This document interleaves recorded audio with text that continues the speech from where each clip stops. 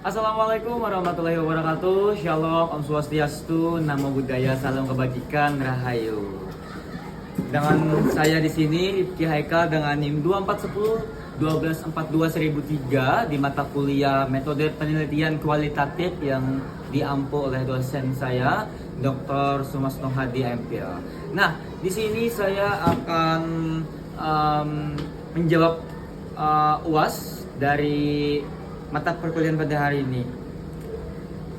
Jadi tema besar saya mengangkat yaitu pendidikan seni berbasis kearifan lokal. Nah, topik spesifiknya saya ambil itu adalah etnopedagogi dalam pembelajaran seni tradisional di sekolah formal. Dengan judul penelitian saya yaitu studi etnopedagogi dalam pembelajaran seni Maulid Habsyi pada kegiatan ekstrakurikuler di SMA PGRI 2 Banjarmasin. Nah, yang pertama adalah rumusan masalah penelitian. Yang pertama, bagaimana adaptasi metode talaki? Talaki itu adalah mendengar, atau tradisionalnya itu dalam pembelajaran seni Maulid Habsyi pada kegiatan ekstrakurikuler di SMA PGRI 2 Banjarmasin. Terus yang kedua, rumusan masalahnya adalah bagaimana bentuk transformasi nilai-nilai dalam kearifan lokal etnopedagogi disisipkan dalam proses pembelajaran seni Maulid Habsyi tersebut. Nah, oke. Jadi saya jawabkan untuk pertanyaan tadi. Apa metode yang Anda pilih untuk menjawab rumusan masalah? Untuk menjawab rumusan masalah tersebut, metode penelitian yang saya pilih adalah metode kualitatif dengan pendekatan studi kasus. Nah, itu pendekatannya, metodenya, yaitu saya memilih dengan pendekatan studi kasus. Nah, jadi kenapa sih saya menggunakan argumen tersebut? Kenapa saya menggunakan metode tersebut nih teman-teman?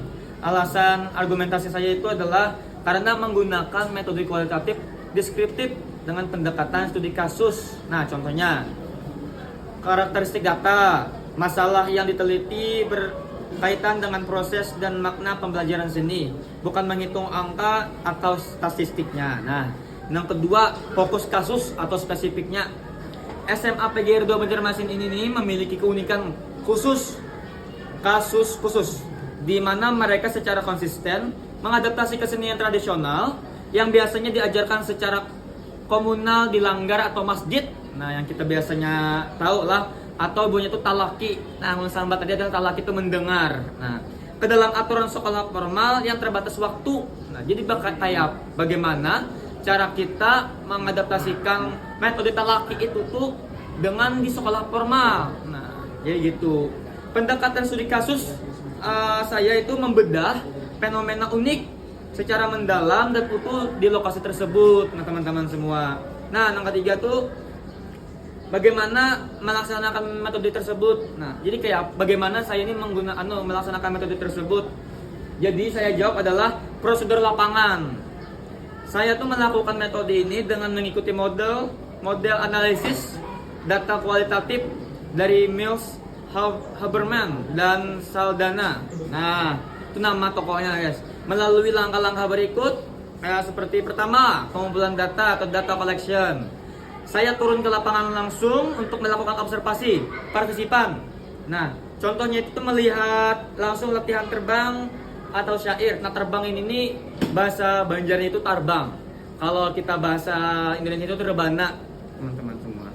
Nah, terus ada wawancara mendalam kepada pelatih seninya, kepada pelatih Maulid Habsyi tersebut, pembina eskul dan perwakilan siswa. Nah, serta penting juga untuk dokumentasi, untuk melihat jadwal mereka, foto kegiatan mereka, atau catatan pengajaran tersebut. Nah, yang kedua, ada kondensasi data, teman-teman semua, atau data condensation. Nah, saya tuh merangkum dan memilih data mentah,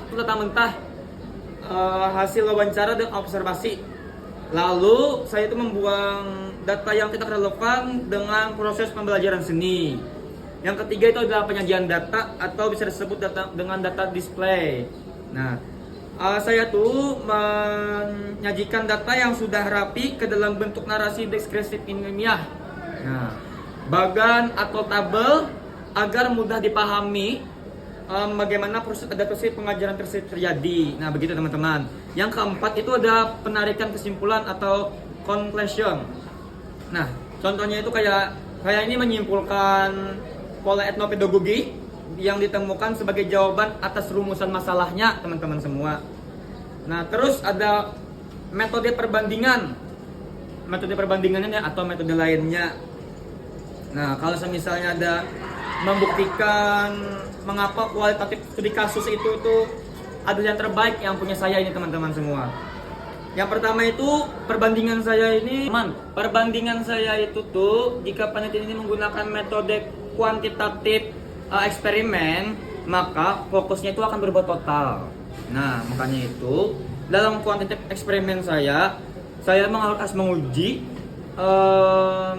pengaruh metode A terhadap keterampilan memukul terbang siswa atau rebana siswa, teman-teman semua.